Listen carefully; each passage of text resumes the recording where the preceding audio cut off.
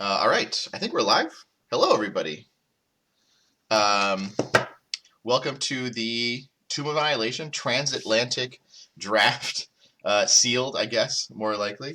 I am Zach from Dice Master James and Zach, and with me today I have my buddy Jeremy. Hi, Jeremy. Hey Zach, how are you guys doing? Doing all right. Hopefully, everyone is doing okay in the chat here. Um, so, James and I thought it might be nice to have somebody to talk to while we're on the stream. And so I picked another American because why not? And Jeremy and I met before the first virtual holiday, the virtual tournament over the summer. And we've been doing a lot of brewing and stuff. And I trust his opinion. So I thought he'd be pretty helpful here. Yeah, I feel like you brought in a C minus player here though for your help. So James Well, probably has an advantage. well, we're going to have a disadvantage for both of us then. Um, so the plan is, I've got two draft packs here for Tomb Annihilation, and we are doing Tomb Annihilation. I know that Thor just released, but it did not release in the UK or Central Europe, where James is located, and they just recently got this in. So he has already done a video where he opened two packs, and then he and Steven decided what they were going to play. I have not seen that video, so we're going to go completely blind. I'm going to open these two packs. We're going to make a team. We're going to see if we can take some suggestions. Jeremy's going to help me out a bit, and then hopefully we come up with a decent draft team from what's in here. They're totally sealed. I have no idea what's in them. There could be super rares. You never know. And then starting this week, James and I will do a best 2 out of 3 with the teams that we get. So we'll get to see how that works out. I'm just going to go ahead and start opening them. I find this really difficult without a knife. But even with a knife, apparently it's just going to be really difficult today. Nothing like having. Yeah, I like the speed. I like the speed of being able to go through the cards once they're open. Yeah. But you have to open them first. So I did. Yeah, gosh. This is embarrassing now on stream. I did. So I did open. I just released today a pack opening video for Thor. I did a gravity feed this time, and it felt like it had been a long time, but it's only been since November since I've opened a gravity feed when X-Men First Class came out. Um, and it does take a lot longer to get through a gravity feed than it does to get through a whole countertop display of Tomb of Annihilation, I'd say.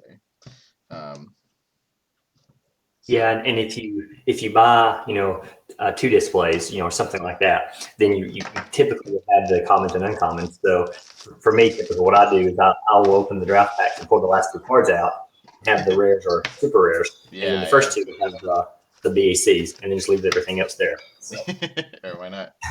I do find it hard. This is the same thing I had with old like Magic the Gathering packs when I used to play that. Is like I find it hard to resist the temptation to jump to the very back and see what you got as your rare.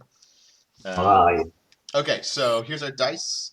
I see some pirates. I see a trap. I see a silver dragon. I see some pseudo dragon. So all right, so let's see what we got. So we're not drafting, we're just doing sealed. So we really have any of these cards available as options. In fact, you know what? If you're the kind of person that plays Neverwinter, oh, you can't even see it on stream though, and you can read that, there is a free code for you. All right, so we've got Burning Hands, and we have got Improvised Weapon. So we are going to get to pick from 4 basic actions, but right now it looks like we've got Direct Damage, and mhm. maybe if we can get some kind of unblockable or something. Which one of these do you like better so far in the set, Jeremy? uh, so I like the one cost honestly, Yeah. just because of the price point. But you got to get something. You either have to go wide, or like you said, you would have to have inset plague or something, and then you're giving that to your opponent as well. Mm-hmm, mm-hmm. Uh, so yeah, I don't I know. mean, for what we've got so far, we do have some characters that have decent attack stats, so that could help a little bit. I did try Burning Hands out the other day, and I think for 4 cost, it makes sense to have the kind of ability to pick character or player damage, but you have to also roll energy types on the same turn, and that makes it a little bit tough to pull off sometimes. Although it could help maybe do some removal for things like experience. I don't know. Okay, so what do we got? We got the Common Basilisk. When Mhm. fielded, roll target character dice from your use pile. If rolls a character face, KO target opposing character die of the same level. Okay, so that's pretty tough removal, but Yeah, expensive. yeah, okay, but it is removal. Okay, we've got wow, this is the weirdest printing error I think I've ever seen. Can you see that on stream there? It's like all black up here. That is Is it full? bizarre. He's got dots all over here. You can barely read the text. Huh, I don't think I've ever seen that before.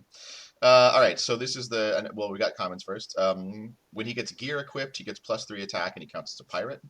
And we have the other pirate, which also gets +3 attack if he's got gear equipped. Unless we get any gear in the next pack. Yeah. Those seem like unlikely candidates there. Okay, we got the poison dart trap. This is the one where if your opponent would roll 2 or more of the same non-sidekick character die at the same time, they go to the use pile. So you're really depending on a swarm or something like that, or just a lot of key characters. Really swarm. Yeah, and at least it's possible to get multiple dice pretty easily in the draft packs, but yeah, I don't know. Yeah, out of the traps, that's definitely not my favorite. Maybe Devil Mask common you could get. Yeah, that's true. That's true. We'll see. All right, we got Skeleton Key. So I don't know if James has any traps, but if he does, this would be a pretty good tech card. So we probably want to think about that one just in general. Yeah. Tabaxi Rogue. This is the one where if it's active and your opponent draws a die other than during clear and draw, Tabaxi Rogue deals them 1 damage. And then it's got the global, pay 2 energy, and both players prep a die. Obviously, if you had this out, then you would deal damage to your opponent. How do you think about this card, Jeremy? Honestly, right now for a 3 cost, especially what else that you've pulled thus far, I like it. I mean, you got to get something out in the field. So I actually had that played against me at the WKO, and I actually had the golem, the stone golem, and so it worked for about 2 times, and then I got the golem out, and it wasn't an issue. Oh yeah, that's a good point. Yeah. I do like this paired with the heist basic action because you use that and then your opponent has to draw dice. If we had that, I think I'd be more likely to put it in. I don't like the fielding cost, but it is a decent ability once it's in the field. All right. We got anybody in the chat? Anyone saying anything for us? Feel free to shout out. You should see your chat pop up on the screen. All right. Tombdorf. Well, Tombdorf is active. Trap dice cost you 2 less to purchase. The only trap we've got so far is that poison dart. That would be a 1 cost at that point. Makes it maybe a little bit more playable, but like you said, I think we'd want to see some other traps first. Uncommons now. We got the Frost Giant. Frost Giant cannot be blocked by level 1 character dice. 6 cost though. Yeah, and I think what do you have? The Triceratops in this. That's a 5 cost. That can't be blocked by characters, the level 1 characters. So you paying 1 more for him. But you do have that 8/5 level 3 fake, so you do have to pay to field it. Yeah, I think what is that 3 fielding costs? Yeah, 1, 2, 3. So it's a 5/2, 6/4, 8/5. So it's got more attack than defense. You probably want to be aggressive, and that helps you. Maybe you can't be blocked by sidekicks or something. And since you have right now, I mean, if this is not knowing what you have in the other pack, you do have 1 cost basic action that can help out with Frost Giant. Possibly. Yeah, good point. That is probably the most attack we could ever get with that. I think this or like the Red Dragon would be our ideal circumstances for improvised weapon. That's not a bad thought. It is nice sometimes in a draft to have that 6 cost just in case you just totally miss your roll and nothing comes up the way you want it to. But yeah, it is tough. It is tough to justify it. We'll see what else we can get. All right, we have the uncommon Pseudo Dragon. When fielded, draw a die for each active character die with a tune in your field zone. Well, right now you don't have any attuned characters, but that's a really yeah. It is nice to have a 2 cost just anyway, but we also have the Skeleton Key, so there's that. If we could get a couple of attuned characters, that would make that Frost Giant a little easier to justify, I'd say. And I guess it might be a good time to pause to talk about really when you're looking at possible win cons with this set. Attune is a huge one. It may be the most powerful. Could you argue otherwise? I'd say, the direct damage capability of it. I'd say especially if you can get more than 1 attune character, it seems like everyone wants to build around Attune with like a Cosmic Cube. And without a Cosmic Cube, it's a lot harder to get all 20 damage to your opponent. But if you could get a couple of characters, you could trigger them all. We do have a 1 cost action, which can trigger Attune pretty easily. Yeah, so you would go for Attune, or you would go probably for trying to go wide or get that unblockable, and that's still pretty tough, I think, in this set, isn't it? Yeah, I think so. So yeah, so that maybe we can get some attuned characters in the next pack. We'll see. Yep. Well, we do have a possible attuned character according to our dice. Let's see what we get. All right. We got an uncommon silver dragon. This one has anti-breath weapon X. So obviously in set. I don't know if James has any dragons, but he could. While an opponent has more life than you, silver dragon's anti-breath weapon, sorry, costs only one generic to cancel any breath weapon. So normally you have to pay the same cost that they paid for their breath weapon, but if they have more life than you, it's just one generic. Mm-hmm. Could be interesting tech. If you're playing a bigger draft, you're probably gonna encounter somebody with breath weapon. With only one other opponent, hard to say, but still a pretty powerful ability. That would be one of the win conditions you talked about, right? A way of getting your characters to go through unblocked by clearing the field. Correct. Yep. Okay, so that one's there. We have got a rare foil, Birdsong.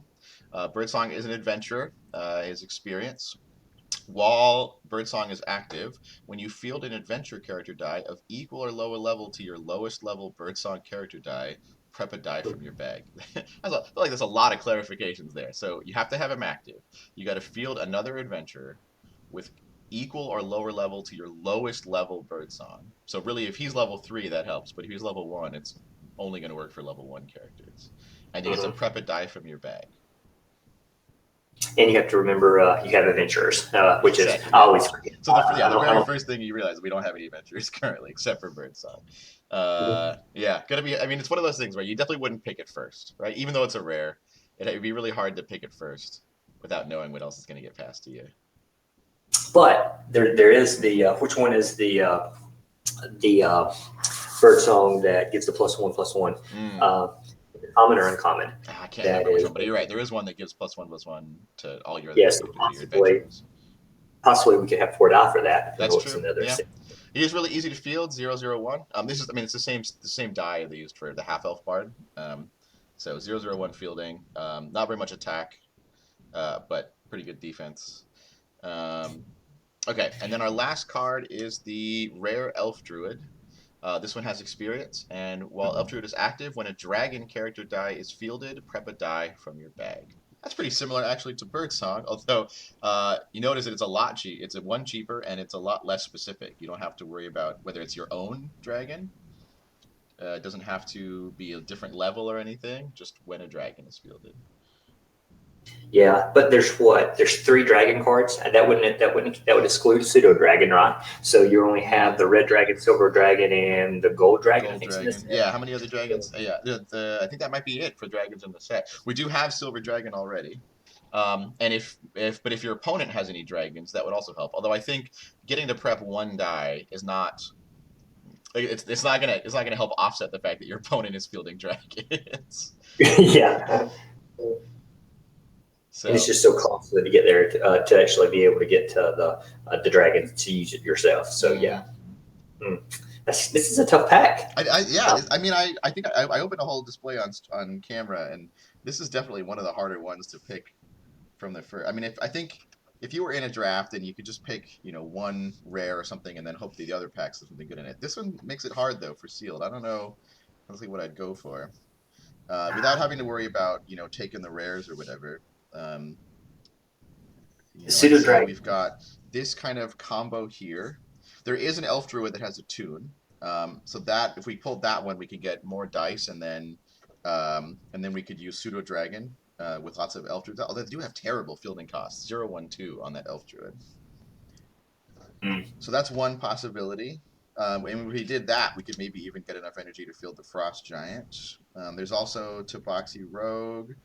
I'd say we probably put skeleton key on as a tech piece, regardless of what our other cards are. Yeah, I think we just with there's always one good trout. Even if it's the cobalt trout. I mean, that's just such a Mm-hmm. good cheap trout to have in the field that can give your opponent. They have some 2 cost characters, a quick fielding characters. So yeah, Yeah. I think the skeleton key is an awesome tech piece. Okay. So I think we can't justify any of these pirates or anything yet. Okay. So we're doing a lot of speculation. We should probably just open the second pack. All right. Feel free to comment what your best card would be. I think we're having a tough time with this pack, thinking of what we want. But of course, We have got another pack to go through. Um, If you're seeing something that we're missing. All right, so what do we got? We got more skeleton key. We got more. We got both pirates again. We got silver jack. Oh, it looks like we might actually have a super rare though. That's neat. And we've got some Yanti, so we could have some Attune there. All right. Yeah, was that red? Was that red dragon or like a amber golem or? I believe that's Amber Golem there. Yes. Okay, let's see. I don't know what that first letter is, but if you could make it out, I really no idea. I think it's a G. Anyway, anyone who wants to use that code, I don't play that game, and I can't find people who do. All right. Our new basic actions are Candlekeep and Guardian of Faith. Hmm. All right. So we got direct damage. We've got this cheap possible attune trigger. We've got Candlekeep, which was decent ramp that could help us get to things like Frost Giant or any big dragons. Guardian of Faith, I think I'd only really consider using it if we had something like Overcrush, but even then they can just block it with something else. Mm-hmm. But actually, I guess it will prevent your opponent's character dice from being able to get through, but it only works on level 1 unless you're on the burst. I haven't played around with this card yet. It could be worth a tech slot. But I think right now I'm leaning towards Candlekeep, which is sort of a general utility action. I don't know. Do you any of these two actions replace any of our first two for you, Jeremy? Candlekeep, I would use that just, and it depends on what you pull, but that's actually be a good ramp card if you need to get to some higher cost items, especially 6 costs. I mean, really, I like Candlekeep myself for what you have, but it depends on what your win con is. If you're not going to, if you're going to go indirect damage, then I wouldn't want an improvised weapon because you wouldn't want to do that to your opponent. Yeah, you want to pick Burning Hands then anyway. Yep, correct. Yeah. So here's what we have here. Okay, so stop leaving them in suspense. We've got the common Asmar. I wish I knew how to pronounce that better. Asmar Paladin, I guess. Another adventurer, so that's possible with Birdsong there. While Asmar Paladin is active, your adventurer character dice cannot be targeted or affected by character abilities of evil characters. So, evil characters. What are the really bad ones? Like that super rare Valindra. Correct. You wouldn't get -1/-1 if that was out there. That seems like kind of a specific card to have to tech against, though. Yeah, Yanti though is an evil character, correct? So I believe so. I mean, we'll find out. We got one in the bag somewhere. Yep, and then so she would target you right with the attune ability. If she was wanting to kind of board clear. Yeah. Possibly. I mean, I'm just throwing things out there. Yeah. I was listening to the Double Burst podcast recently. They were talking about experience as a mechanic, and I do love experience as a mechanic. But I found in my draft that every time that I was trying to use a tune or some other kind of direct damage to ping off characters so that I could get experience, it was usually the better play to just deal the direct damage to my opponent instead. Like if you're playing a really long game, your experience will build up over time. But I found that, like, especially with like a tune where you get an option, it usually seemed like a better option to just do the damage directly to my opponent. But this at least forces that to happen. But then you're just taking damage instead of your characters. Mm-hmm. Yeah, okay. Amber Golem, this is the common. Fabricate 2/5. So we could probably make that work. When Amber Golem deals combat damage to a blocking character die, deal damage equal to that character's attack to a different opposing character die. What do you think about the Amber Golem? Right now, that's actually probably your best removal, right? It's true.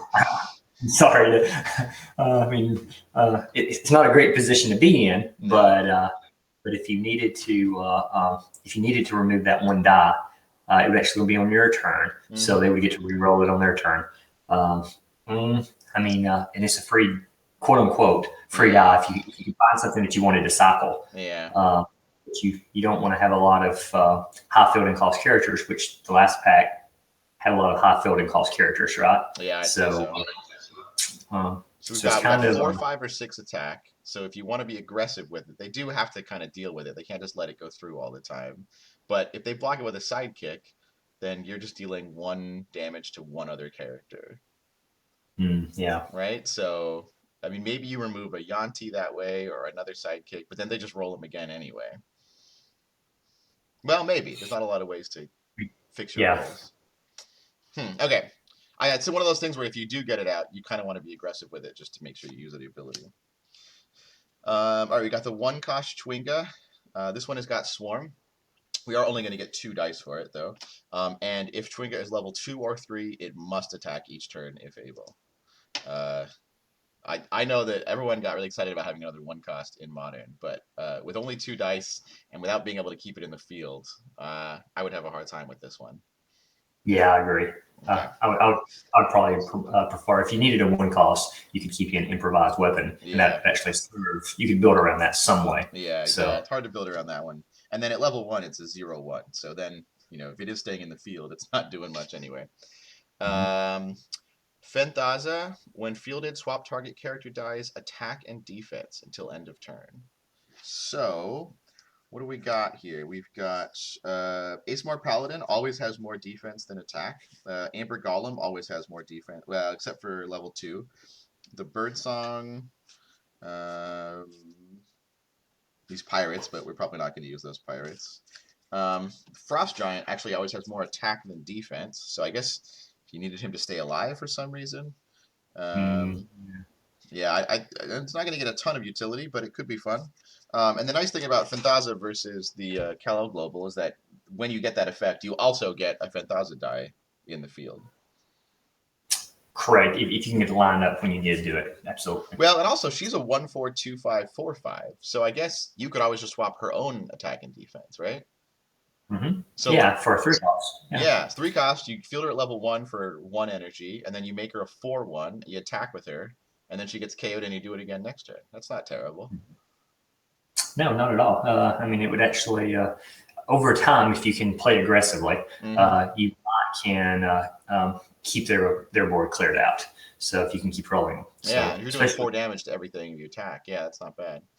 Yeah, because you're assuming Jane is going to shoot for lower cost characters in a draft. That's typically a positive to have lower cost characters. But what if he has poor draft packs? Because it's not like he can.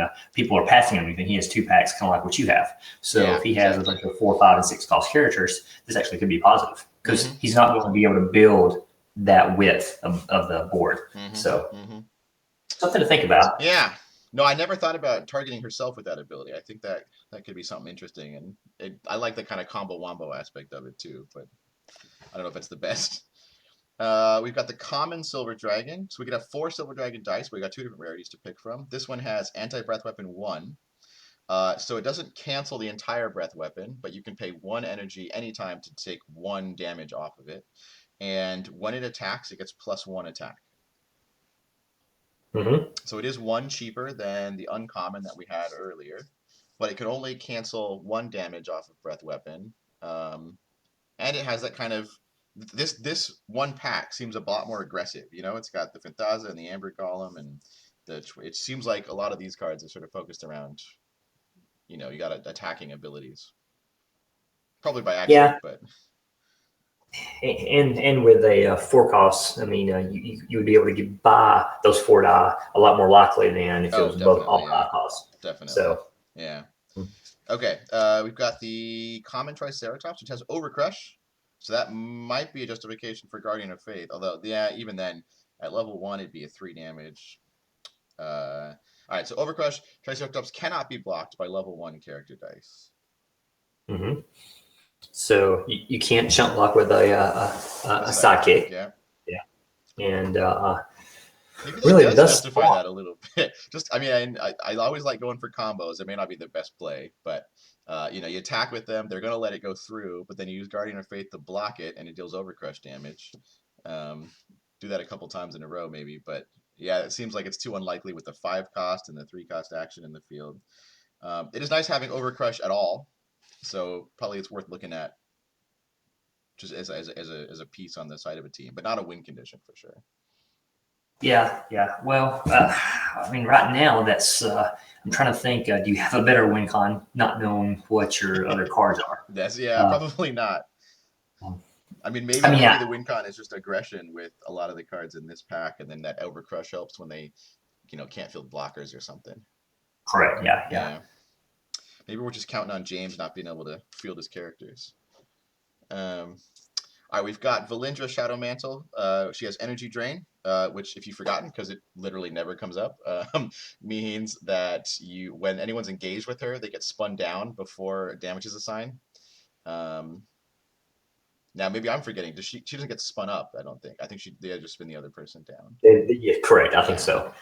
I think there was one that got spun up when that happened, though. She also has Attune. That might be the first Attune character that we've seen, though.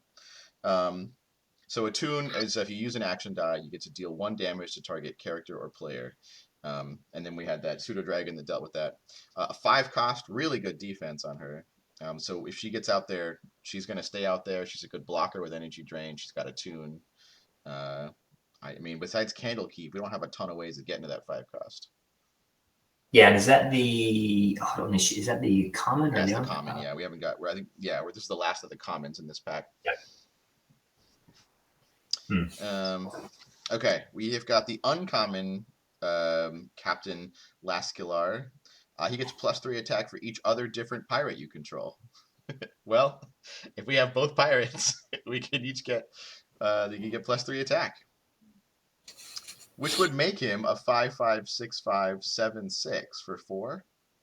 Yeah, I mean, they can get big. They really can. Yeah. I like the idea of pirates. I really do. I just I haven't taken the chance to actually play them. Yeah. Well, there's only the 2. I mean, I really wanted there to be a bunch of them, and then you could, get this guy to be huge. But okay, so maybe.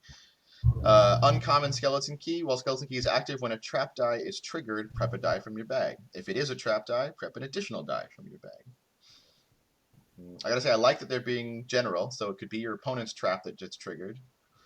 But I still think I'd rather remove their traps than get dice prepped off of them. Correct. And now remember, well, we have to work with the timing on that because if you feel Skeleton Key was ruled correct and it was the 4th die, it triggers. Yeah. And you have to do the reroll. Yeah, so I remember being kind of surprised by that, really, because I would have ruled it otherwise, but I don't make the rules. So yeah, okay. I'd probably nice to have the more dice for it, but I don't think we'd go for that over the common. We've got the uncommon Yuan-Ti Pureblood.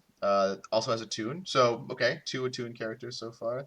This one cannot be targeted by action dice or global abilities. So nice that your opponent can't mess with it, but it can be targeted by normal character abilities. So it can be pinged off with Attune damage, and it specifically can't be targeted at all, which means you can't use your own improvised weapon on her. Correct. Yeah. It doesn't say only your opponent. Yeah, so you can't target it either. Still, that's a 2 cost. I mean, even without any abilities, the Yuan-Ti Purebloods are pretty good. They got decent stats. They've got a 2 cost. Even without the secondary ability, just having Attune and those stats, I think, should be worth it. Which is one reason why the super rare is so bad. Okay. Probably think about that one. We got the rare Captain Elok Jaharwan. There really needed to be a pronunciation guide for this set.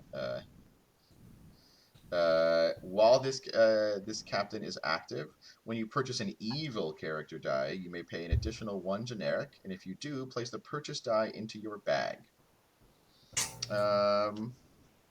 We do have a lot of evil characters. In fact, I'm looking at this one's got 1, 2, 3, 4, 5. He would count as a 6th. We've got the other Skeleton Keys also evil, and the Frost Giant. So that, I mean, it's kind of interesting. It's like Chalkboard, but it's generic and it goes to your bag instead of in prep. But it only works for evils. I can't remember how much. Do you remember how much tech there is against evil in this set? I feel like there's a little. That Aesmar Paladin would be one. Yeah, I can't remember, but I can actually look it up right quick. I remember there being a few ways where, I mean, a lot of the times in draft, you don't want to go all one route because there's usually some kind of anti-villain or anti-evil tech or something.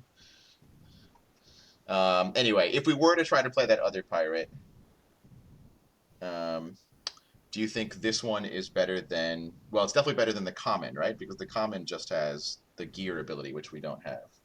Correct, yeah. There's no gear, and you don't want to...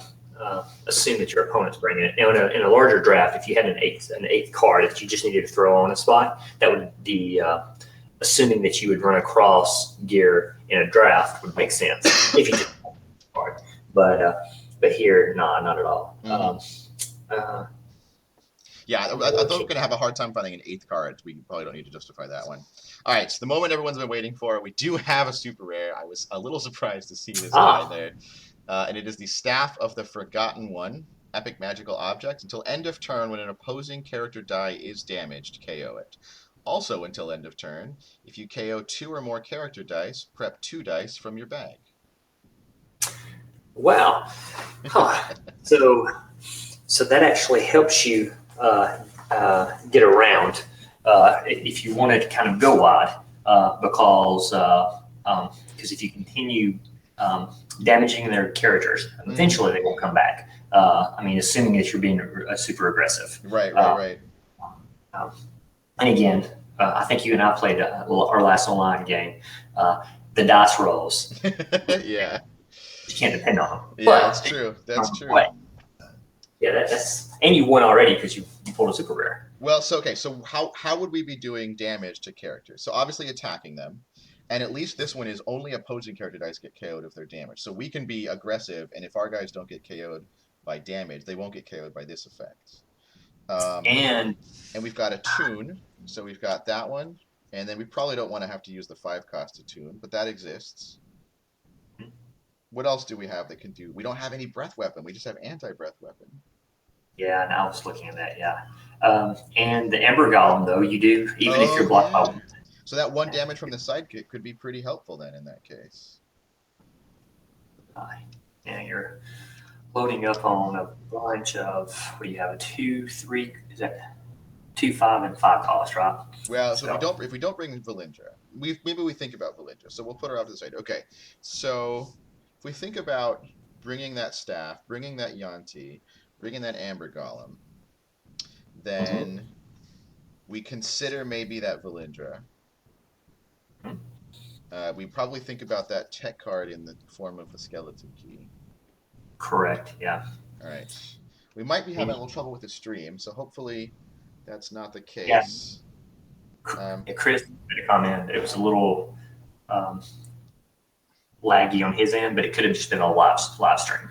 So hopefully, okay. Hopefully it's getting better for you guys. If you've got suggestions for us, this would be the time, I'd say. Okay, so I think we probably are in agreement about these 4 cards here, right? Yeah, I think so. I think that those are definitely probably your 4 strongest cards. Yeah, I'd say. Possibly, maybe I don't know how you typically think through things, but those other spots could be more dependent upon your basic action cards, possibly. Okay, yeah. So after picking those 4, maybe that's a good call. So let's go back to our basic actions. I like that idea. So now that we've got these 4 options here, then maybe Burning Hands is a little bit more justified because even 1 damage with that would be, a KO'd dragon or something with Staff of the Forgotten One out. Mm-hmm. Well, that's pretty interesting. I think we still like Improvised Weapon for a tune, but that Candlekeep for ramp. I mean, it is double-sided. James could buy it as well, and so he could get his own ramp that way. I'd say I'd probably Guardian Faith. So I guess I'd be choosing between Candlekeep and Burning Hands, or Candlekeep and Improvised Weapon. What are your thoughts on that?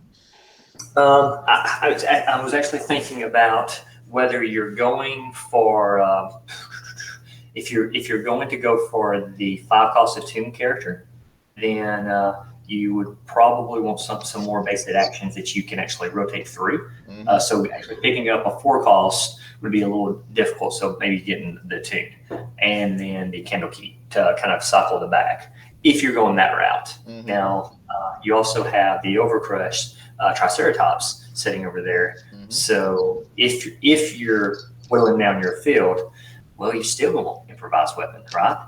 Yeah. Because And because so you're far, our best attack we could use with improvised weapon would be either a Triceratops die or an Amber Golem die, but that would be a lot. But even a little bit of extra attack with Overcrush would be nice. you're just really high on the cost curve. That's the only Definitely. thing. Um, but you don't. The Amber Golem, assuming you could get something on the field and fabricate it off. Well, it's a 2/5, is it? Yeah, so it couldn't be Skeleton Key and Yanti, or two Yantis or something, because of that 2/5. I mean, I'm looking, so for 3 costs, we've got the Tabaxi Rogue, we have got the uncommon Skeleton Key, we've got that Fenthaza, we've got Elf Druid. So, we could do any of those with a 2 cost, but I think the problem with a lot of these is that their fielding costs are just high. Oops.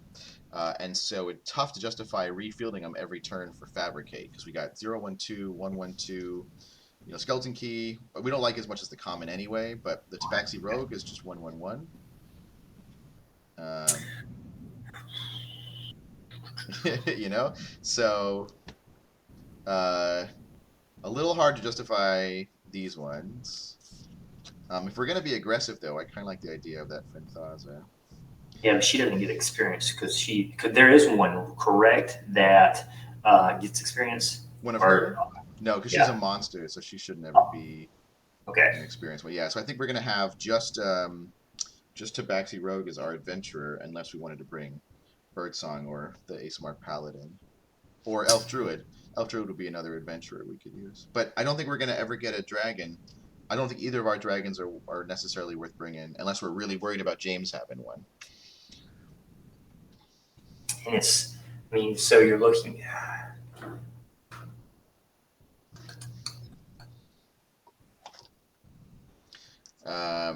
So yeah, it's a tough decision here. Really, and Birdsong is a not a 4 cost. I mean, it's 3 cost. She's 4 costs, correct? Birdsong is a Well, that's not cost. plus one Yeah, plus one anyway. it's not the +1. Yeah, you're right.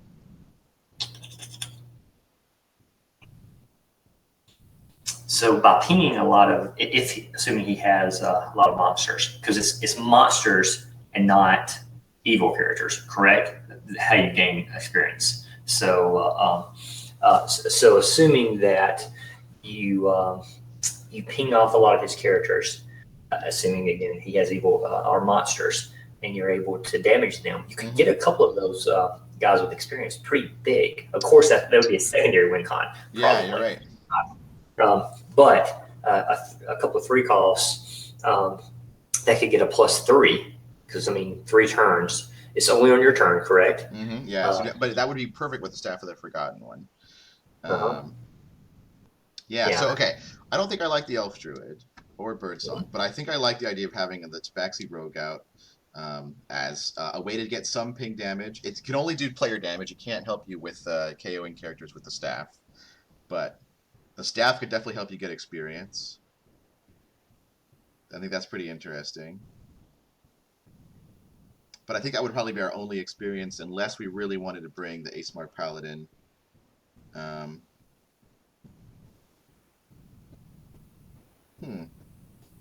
And the character abilities of evil characters would mean we would be safe from pings from like other Yanti pure-blooded tunes. Yep.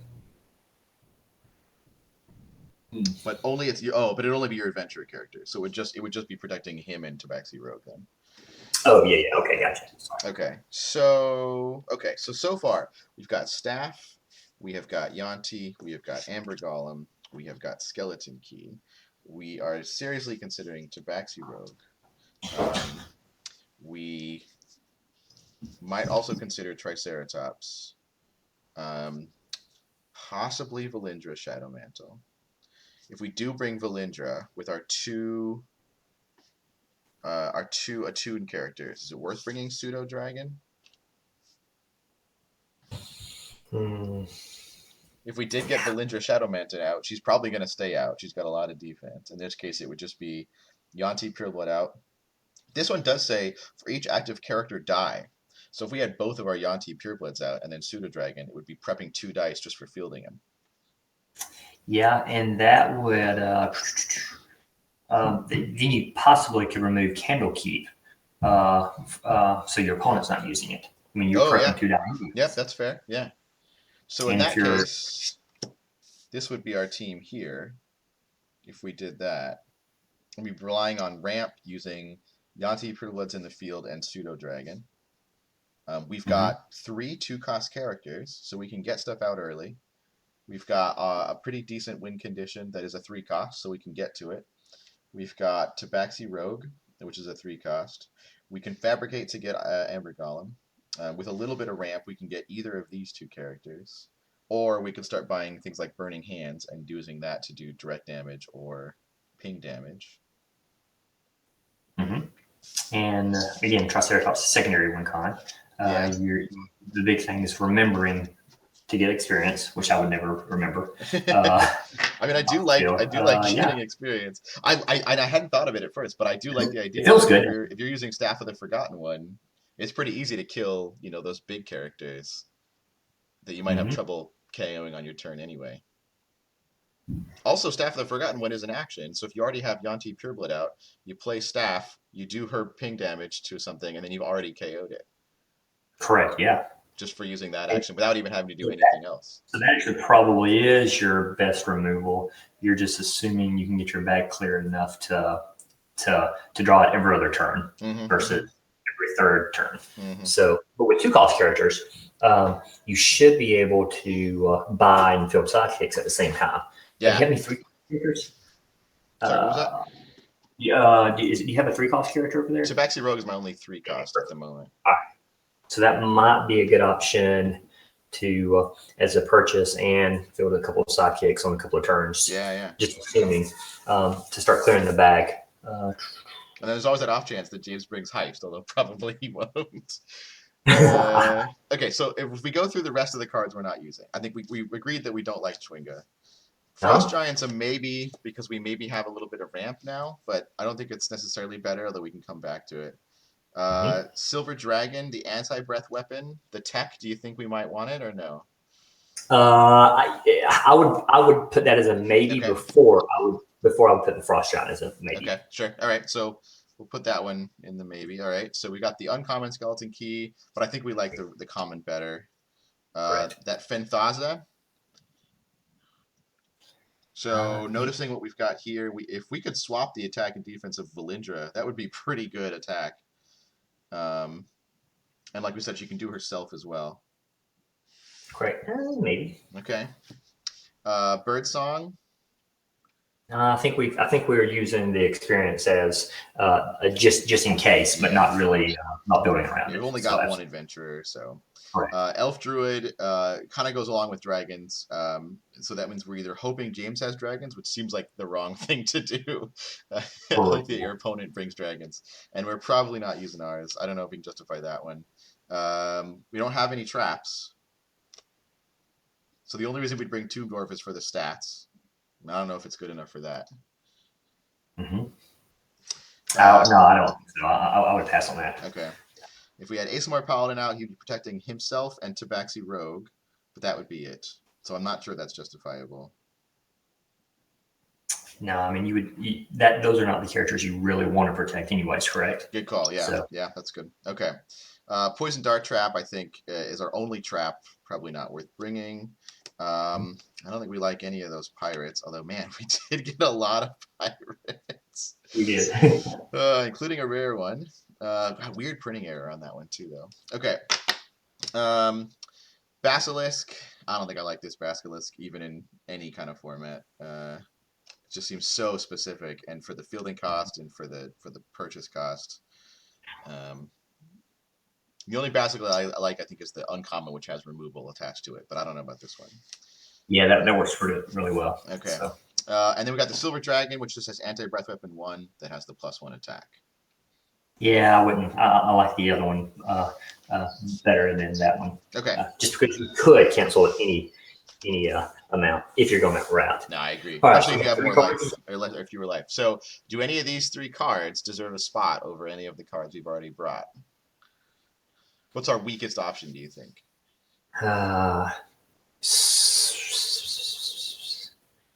really, I feel like the weakest option is the Triceratops. You think so? When you need it, you need Yeah. it. But I guess I would, and I'm terrible with pronunciations, but the energy drain The Valindra, yeah. character. That was kind of my Yeah, thought is this one. I was surprised you said Triceratops, but I guess it's probably one of these two has got to be the weakest for sure. yeah. And if I'm having to spend a 5 cost, since you have Yanti, a secondary attune character, that's the only reason why I maybe would choose her. Hmm. Maybe. What's their fielding cost on both? So she's a 0/1/2, but she's a 2/6 3/7 4/8. Triceratops is a 1/1/2. It's actually slightly Mhm. more fielding for a 3/1 4/2 6/3 with Overcrush that can't be blocked by level 1. Yeah. See, yeah, I like that better uh, than the tune, just because Okay. you can't be blocked Yeah. by a tune by level one. So if So we that could take be. that out, I think it's harder to justify Phantaza because that was the one that was going to do the most damage with those crazy defense stats. Mhm. So taking Valindra out, Phantaza is really only going to get a couple of points here or there if she does, unless she does it on herself. So then we're kind of deciding between the 6 cost and the Silver Dragon. So some protection in case we desperately need it, or like a big aggressive guy. And I would still prefer to have, is it Vindaza? The Whatever. Phantaza. Oh, Yeah. sorry. So maybe I should take it out of the running. No, no, no, Okay. no, not her. No, I'm sorry. The attune character. Oh, the I still like, Valindra. Gotcha. yeah, I still like her better over even the Frost Giant and the Silver Dragon. Okay. Um, personally, Yeah. because You know, I would prefer to be more aggressive. I've, and again, D minus player here, but I've lost more games by if I was just a little more aggressive. yeah. Uh, and I feel like you could be a little more aggressive with her because you can get to her a little quicker than you can at Frost Giant. Yeah. Uh, Yeah. You know what I just realized is a kind of a fun combo wombo is that she has energy drain. So if you're mhm. blocking with her, then your opposing characters are getting spun down, and then maybe they can't block Triceratops anymore.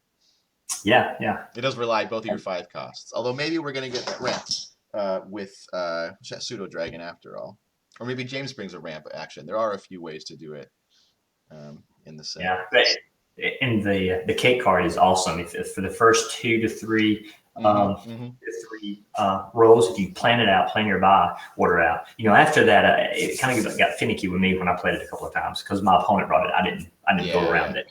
But for the first 2 or 3 buys, you can really kind of set out a plan, and it's awesome because you can refill your bag when you want to. So if he brings that, you could possibly get one of those 5 costs out a lot quicker than you planned, True. just True. because of that.